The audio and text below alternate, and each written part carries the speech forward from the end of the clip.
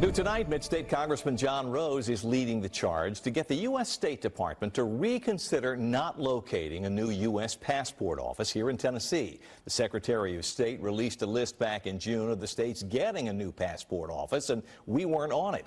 Joining us now with more on this effort is the Congressman himself, John Rose. Congressman, good to see you. If you will, explain why having a passport office in Tennessee is important, and why, with our central location, do you think the State Department somehow decided against Tennessee being a good place?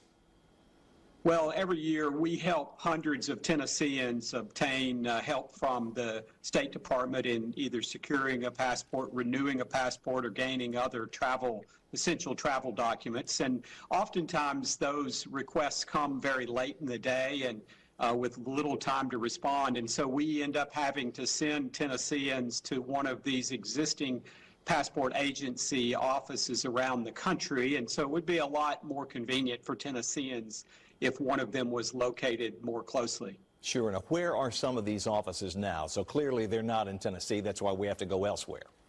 Sure. Well, Atlanta is oftentimes where we send people, but on some occasions we have to send them to faraway places, New Orleans or even down into Florida to find a location. And of course, the 6 new offices that have recently been declared to be opened are Cincinnati, Ohio, Charlotte, North Carolina, Hot Springs, Arkansas, and well, those are where there are existing offices now that are close to Tennessee. The new ones are in Salt Lake City, Kansas City, Orlando, Charlotte, San Antonio, and Cincinnati. Yeah, those are not helping us not any closer. Now, I know you got all the other members of Tennessee's Congressional Delegation to join you on this letter, so there's a little more, heft behind it.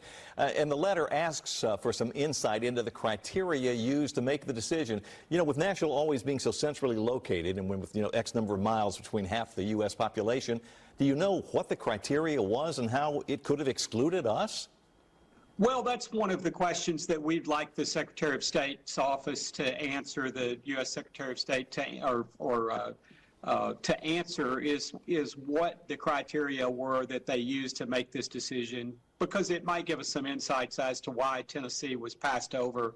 As you mentioned, it is a bipartisan effort. The entire Tennessee delegation, all the Republicans and the Democrat from Memphis all joined in this, and I think it's because they all experience the same issue that we do in terms of serving their constituents. 6th District Congressman John Rose, great to see you again, and thank you for doing this.